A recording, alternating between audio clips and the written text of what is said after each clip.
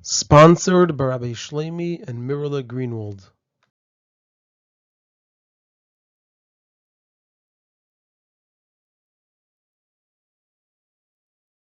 This is a Sicha from Likutei Sichos, Chelek Beis, Parshas Bechukosai, Sicha Alef, and the topic of the Sicha is that in this week's Parsha, we learn about the mitzvah of Meiser Behema, and this Sicha is a Siyum of Maseches Bechoros and a Siyum of Maseches Hayres.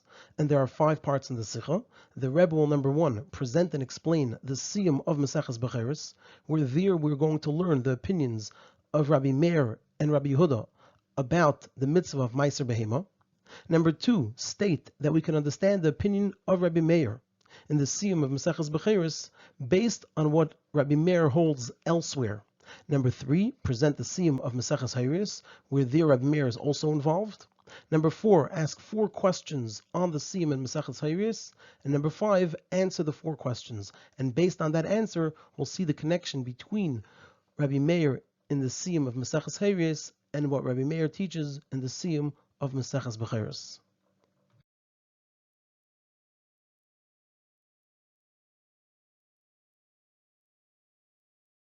It's written at the end of our parsha, "V'chol masar boker v'tzayin kol asher yaver tachas hashavet ha'asir yeh kodesh laHashem." And this is the mitzvah of Meiser Behema, that every 10th animal is kodesh laHashem. And as the Mishnah teaches, towards the end of Maseches Bechoros, Ketzad Ma'asron, how does a person give Meiser from his animals? Koinsan ladir, he brings them into a pen. Va'oisal len pesach katan v'chulu, he makes for them a small opening. Umayna b'shevet echot shnayim v'chulu, and he counts them with a stick, 1, 2. Va'yotza asiri seikra b'sikra, and the one that goes out 10th, he marks it with this red ink that was on the stick. Va'emer hareza Meiser, and he says, this one is Meiser.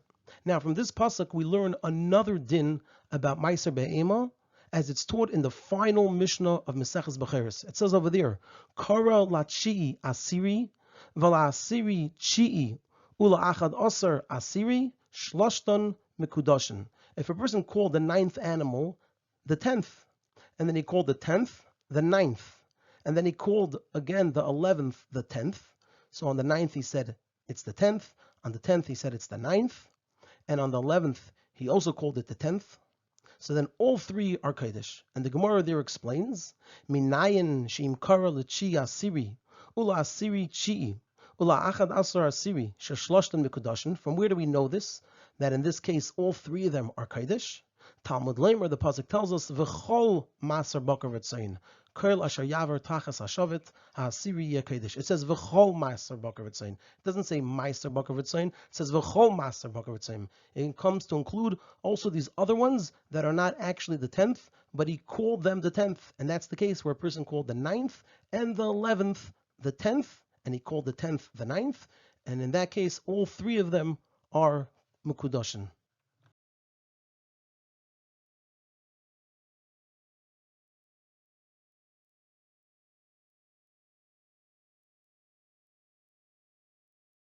However, regarding the Kedusha of the 11th animal, that we said Shloshtan Mekudoshin, all 3, the 9th, 10th, and 11th, so in the Mishnah over there, it presents that there's an argument between Rabbi Meir and Rabbi Yehuda. And the Mishnah says, Va'achad Aser, and the 11th one, Karev Shlomim, is brought as a carbon Shlomim, Va'oise Tmura Divri Rabbi Meir. And you can make a Tmura from it. These are the words of Rabbi Meir. That means Rabbi Meir holds that if a person says about a different animal that it should be the tmura of this 11th one, it should be in place of it, then this other animal becomes kaddish as well.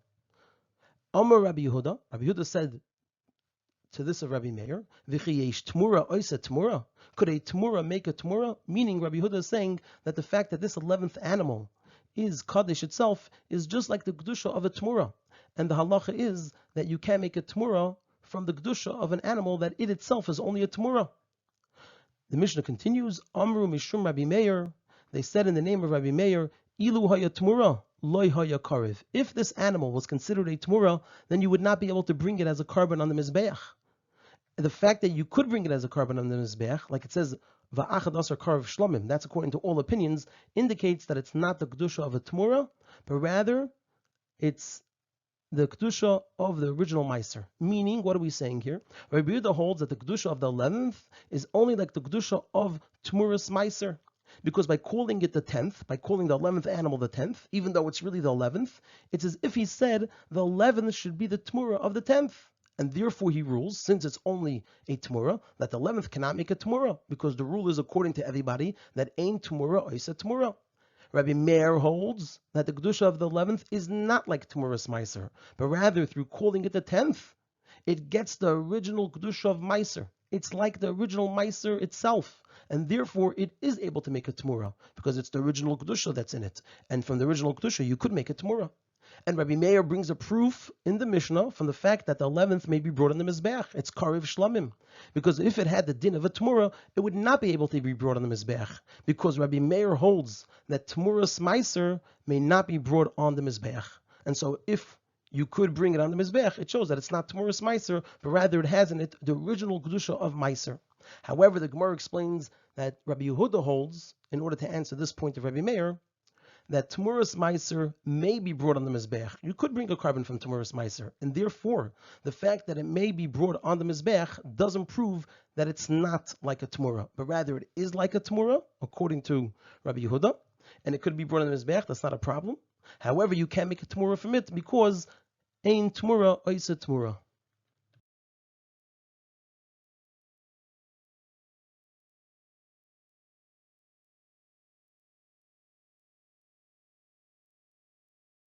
So here we have an arrow pointing upwards, because this is an explanation of what we just learned. So regarding the explanation of the argument between Rabbi Meir and Rabbi Yehuda, whether like Rabbi Meir, that the 11th has the Kedusha of Kedushas Meiser, or whether like Rabbi Yehuda, that the 11th just has the Kedusha of Tmuras Meiser, so we can say as follows. Rabbi Yehuda says that calling the 11th the 10th doesn't have the power to create the original Kedusha of Meiser in the animal, because that Kedusha of the original Kedusha of Meiser only goes to the animal that is really the 10th. And the reason that when a person calls the 11th by the name 10th, he says it's the 10th, it gets Kedusha, is because the Kedusha of the 10th extends to it. It's the way Kedusha operates, that it could extend. And therefore it has a din, like that of a Tmura, which is the same idea of extending the Kedusha of a carbon onto Chulin. What's a Tmura?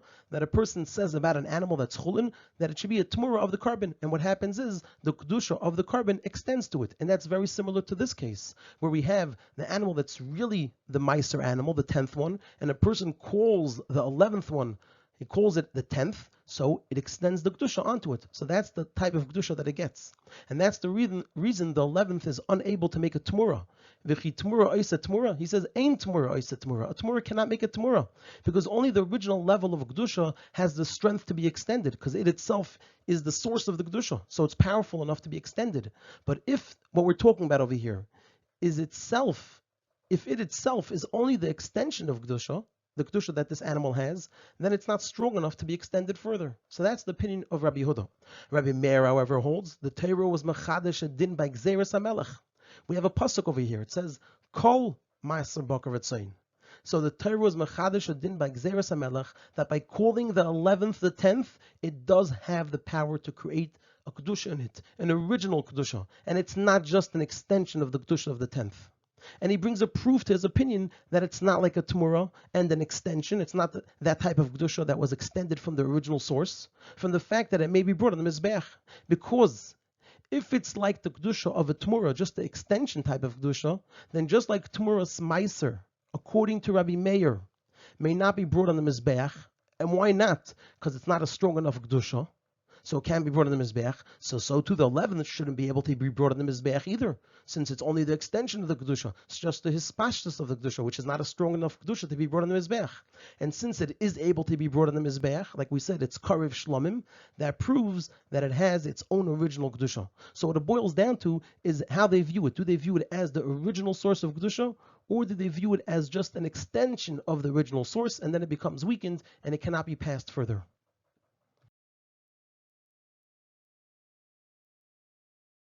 So up to this point, we presented the opinions of Rabbi Meir and Rabbi Yehuda, and we explained the opinions of Rabbi Meir and Rabbi Yehuda.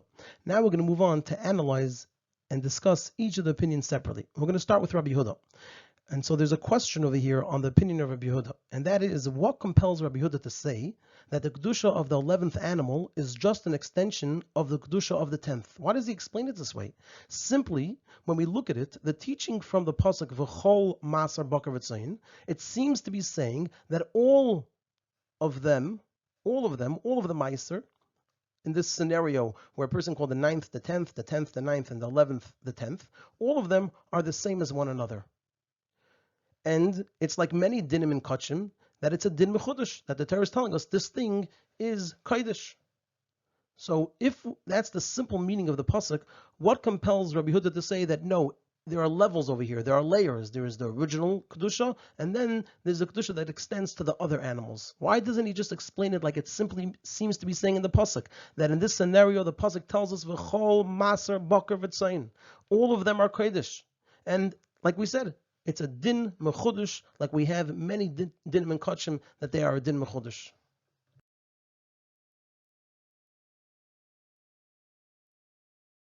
So to answer this question, Rabbi Yehuda, we're taught that the din is that this kedusha that goes onto the 9th and 11th animals is only chol, it only goes into effect on the 9th and the 11th animals, but not further than that, not on the 8th and the 12th. And the Gemara explains the reason for this is Mahu Eina Mekudesh Ela B'Samach, just like he himself is not Kaddish, but by being close to it, we're talking about the actual 10th animal. It's the closest thing to the 10th. It's actually the 10th. So just like it is close to itself and it's Kaddish, so after Usay Eina Miskadeshes Ela B'Samach. So too the mistake only is what's close to it, only the 9th and the 11th, but not further. So this shows that the kedusha of Taos Meiser isn't a din mechudesh. It's not like a totally new din that the 9th and 11th suddenly become kaddish. That they get their own original kedusha as if they are Meiser. Because if that's the case, then why wouldn't it apply to the 8th and the 12th? If it's saying that this animal becomes kaddish when you give it a name, so that should apply to the 8th animal and the 12th animal as well. So we must say that, what's the explanation? That it just extends the kedusha of the 10th. And since it's just an extension of the kedusha of the original kedusha, but it's not the original kedusha itself, so therefore it only has the power to go to those that are close to the 10th. Because when you're extending something, it could extend only to whatever distance it's able to extend. And in this case, it could only extend to one before it and one after it.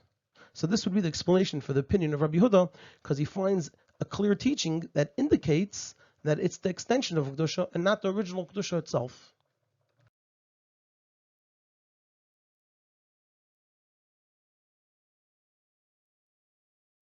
Now we're going to move on to the main part of the Sicha, where here we're going to present an explanation for the opinion of Rabbi Meir. So it's an arrow pointing upwards because it's explaining what we learned. So to explain the proof of Rabbi Meir from the din that the 11th may be brought on the Mizbeach, that was his proof, because it's brought on the Mizbeach, so that shows that it has its own personal Kedusha, the original Kedusha. So in order to explain this, we can say that it fits with his opinion elsewhere. And from here we're going to go to a new Gemara, we're going to go to the end of Maseches Hayrios.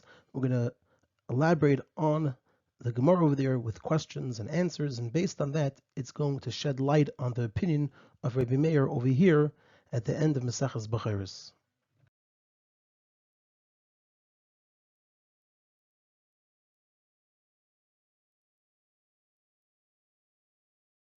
Now we're going to move on to the end of Maseches Hayrios, where there's a fascinating story. In the Gemara over there's a lot more details, but here we're going to present the details that are brought down in the Sicha. So it says at the end of Maseches Hayrios, the Rabbi Meir and Rabbi Nosson, who at the time Rabbi Nosson was the Av Bezdin and Rabbi Meir was the Chacham, they wanted to remove Rabbi Shimon ben Gamliel, who was the Nasi at the time, from his Nasias through asking him to teach them Maseches Uktzin, which he didn't know. And then they would say, it says in the pasuk, Mi amal gvurs Hashem, who should be the one to say the teachings of Hashem?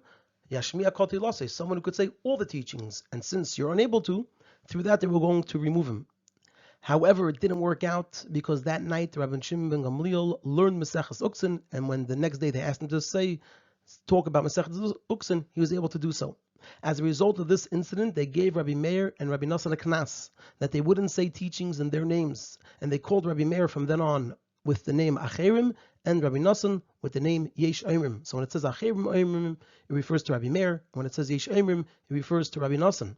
In continuation, the Gemara over there relates that at a later point in time, Rebbe taught Shimon his son the following teaching. And this is the teaching from the Mishnah at the end of Bechoros. Acherim oimrim ilu haya tmura loy haya karev.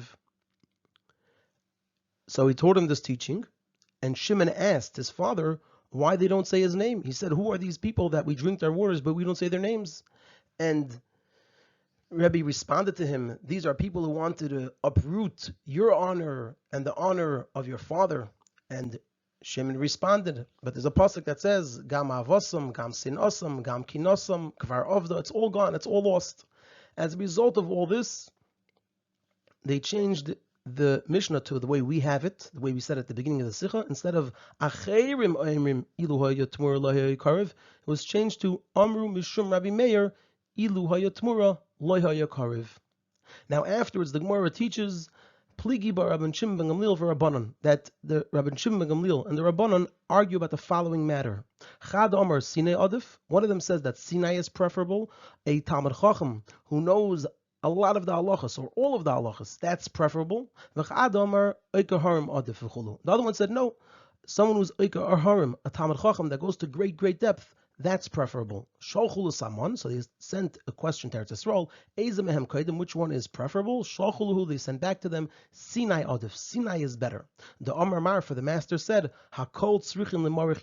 everyone needs the wheat. The basics are much more necessary, are much more important. And so everyone needs the owner of the wheat. Also here, everyone needs a Sinai who knows all of the halachas more than someone who asks very deep questions and goes deeply into the discussion.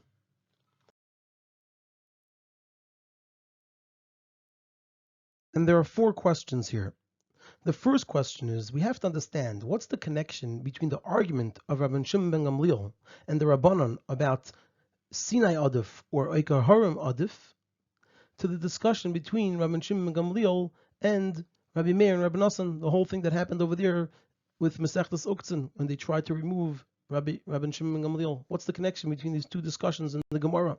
That right after that whole story, the Gemara presents this argument about Sinai and Oikar Harim.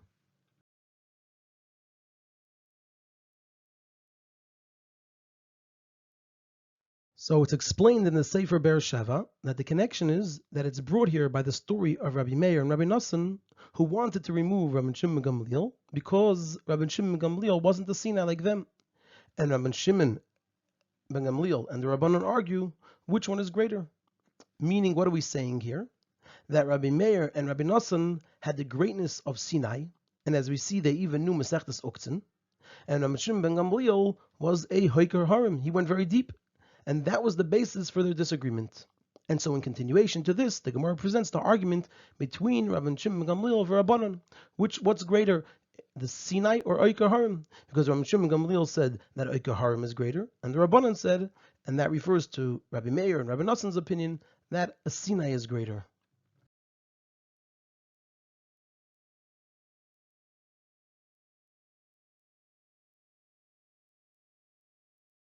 However, according to this, it's difficult from the following teachings that indicate that Rabbi Meir was actually a Oikar Harim and not a Sinai.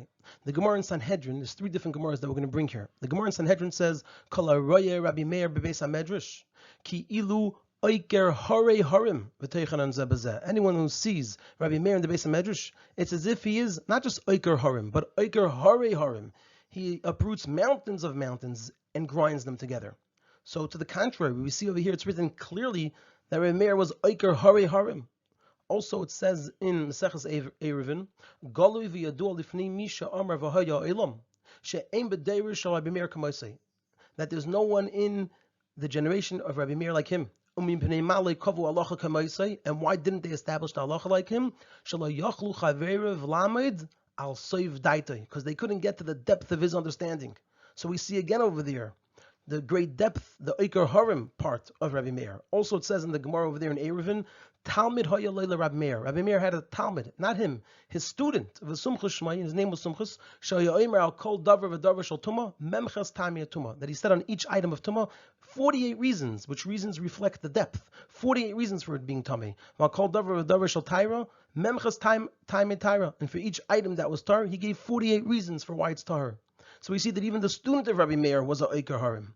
And also we find in the Gemara of Saita, it says over there, Meikara also Rabbi Meir l'kamed Rabbi Kiva, that originally Rabbi Meir came before Rabbi Kiva to learn from him, came into Leimotzi Kam Ali Beis, since he wasn't able to get and understand what he was saying.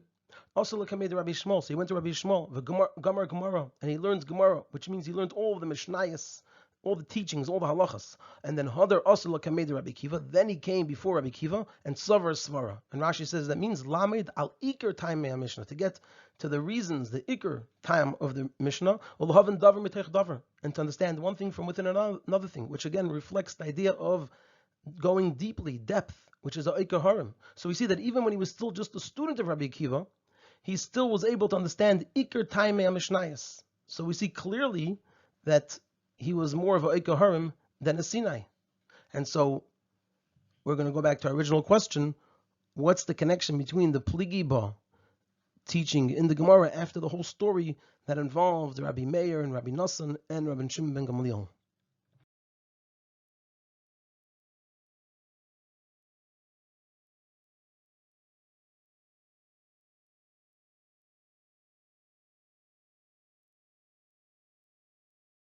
Coming back to the four questions, the second question is, when they gave Rabbi Meir and Rabbi Nassan a knas, why did they choose Acherim for Rabbi Meir and Yesh Eirim for Rabbi Nassan? The third question is, we find many Mishnayos where the name of Rabbi Meir is mentioned. So how does it fit with the Gemara over here? And it's difficult to say that all of those Mishnayos, they were all before this incident, and there's only very few Mishnayos where it says Acherim, where those Mishnayos were said after this incident. And the fourth question is, why in the story with Rebbe and his son Shimon does it say what the teaching of Rabbi Meir was, and then also repeat it? The Gemara says that they were learning a teaching of Acherim Oimrim Ilu Haya Tmura Lo Haya Karev. Why does it have to say what the teaching was? Why doesn't it just say they were learning, and it said Acherim Oimrim, and he asked, how come we're learning their teachings and not saying their names? And then also afterwards, it says they changed it, and then it said Amru Mishum Rabbi Meir, and then it says, what did they say? Ilu Haya Tmura Lo Haya Karev. Why does it say it originally and then also repeat it a second time?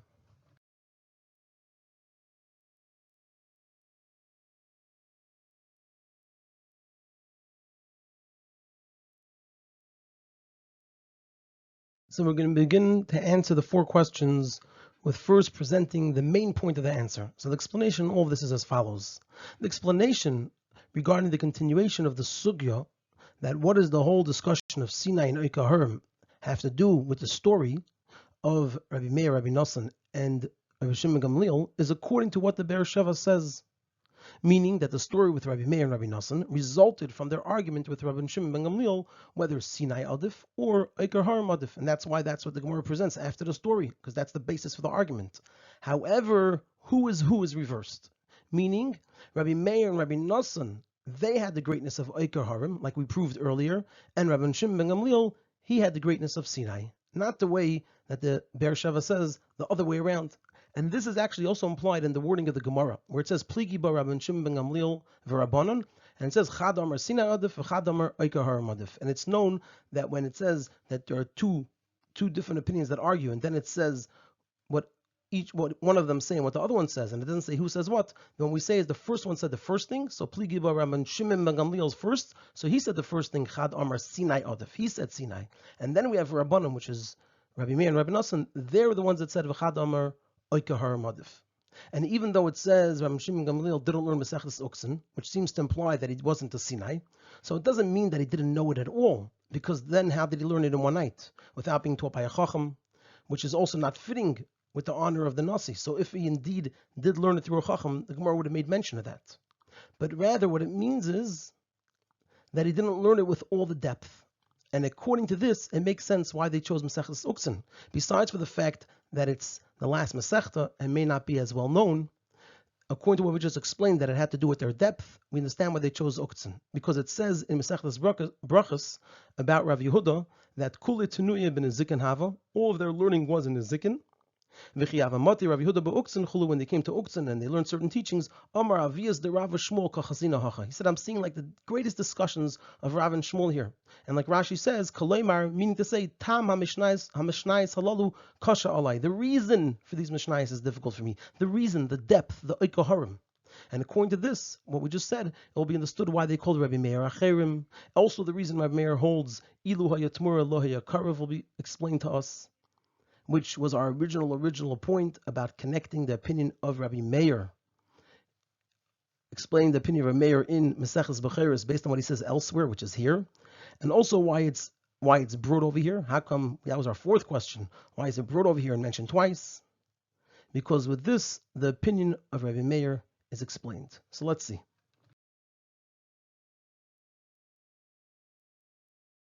Now we're just going to add some more information before answering the other questions.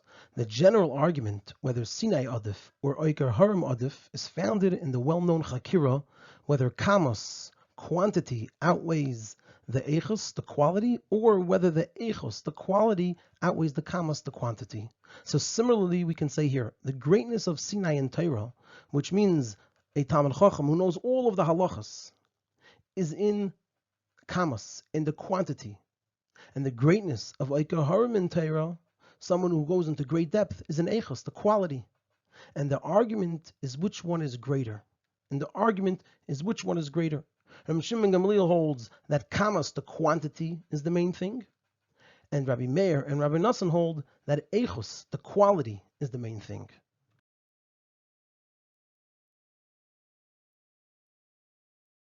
Now we're going to move on to answer the second question.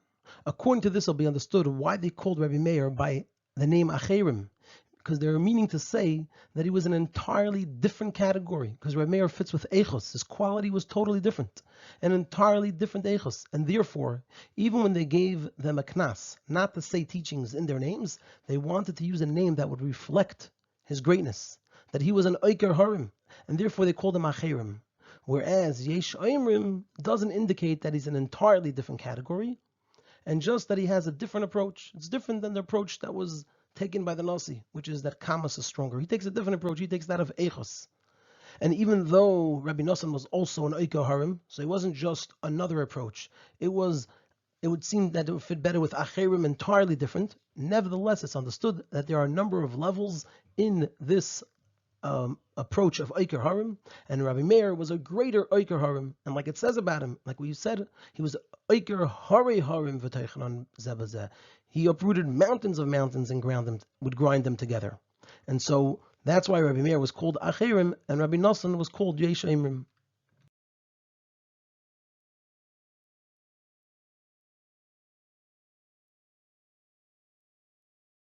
Now we're going to move on to answer the fourth question about why the actual and specific teaching of Rabbi Meir is mentioned in the story with Rebbe and his son Shimon, and also why it's repeated a second time.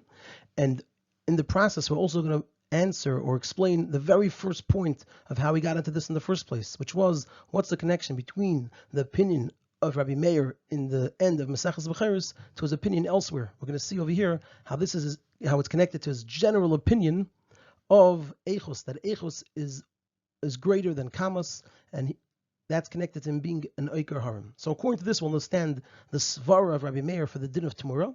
What's the Svara that Rabbi Meir has? And through this, we'll understand why the teaching of Ilu Haya Tamura Lo Haya Karev is brought here. Why is it mentioned twice? Because in this opinion of Rabbi Meir, we see his opinion about the greatness of Eichos. So it captures his whole opinion, and we'll see why that is important to be mentioned over here. Because Rabbi Meir holds that Eichos is the main thing, so therefore, according to him, he prefers to bring a proof that the 11th animal has its own Kedusha from the fact that it's brought on the Mizbeach, than to bring a proof that the 11th animal is just an extension, since Eina Miskadeshes Ela B'Samach. Look, it only goes to the nearby animals. That shows that it's limited and it can't go further. That means it's not the main Kedusha, it's just a spashtus, an extension. Why does Rabbi Meir prefer one proof over the other? There's a proof in each direction. The proof from Te'usay Eina Miskadeshes Ela B'Samach is related to Kamos, because the difference between the 9th and the 11th animals on one hand, and the 8th and the 12th animals on the other hand, is in Kamos. It's about which one's closer. That's a matter of Kamos, quantity. That the 9th and the 11th are closer to the 10th. and the 8th and the 12th are further. That's a kamos type of structure. However, the proof from the fact that it is brought on the Mizbeach is a matter of echos. It's a quality thing, because the fact that an animal can be brought up as a carbon on the Mizbeach is a special echos that this animal has. It's a different animal. And therefore, Rabbi Meir, who holds that the main thing is echos, it's all about quality, so he holds that it's not a tmura. Because considering the echos, we see that it has its own kedusha.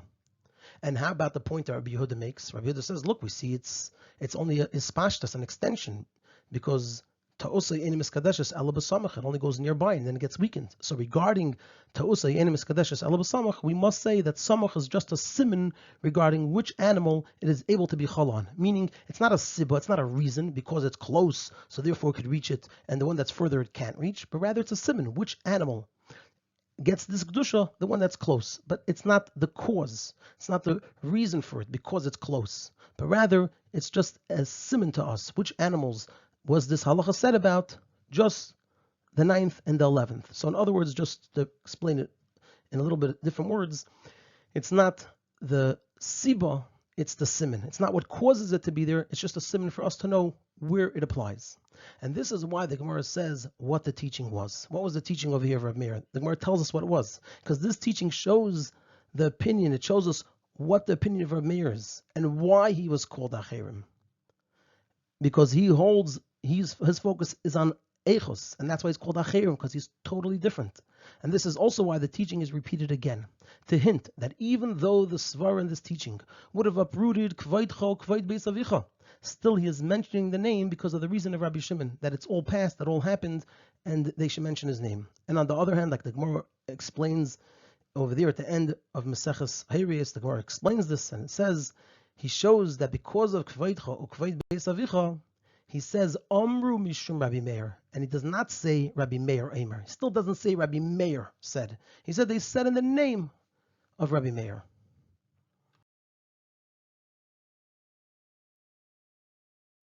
And now we're going to move on to answer the third question. According to this, it's answered very simply why Rabbi Meir is mentioned in many Mishnayos, even though it said that they're going to call him Acherim after that point. Because only in those Mishnayos where the teaching of Rabbi Meir is based on his opinion that Echos is greater than Kamas, and that those Mishnayos were said after the above incident, does it say Acherim.